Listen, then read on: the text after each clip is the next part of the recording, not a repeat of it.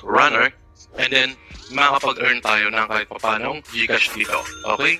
Dito sa video na to, ituturo ko sa inyo step by step anong gagawin nyo, anong kailangan nating laruin, paano tayo mag-withdraw using our Gcash wallet application. Pero bago tayo magsimula guys, kindly please like this video, subscribe to my channel, and hit the notification bell below at ituturo ni Kuya Sal yan ngayon.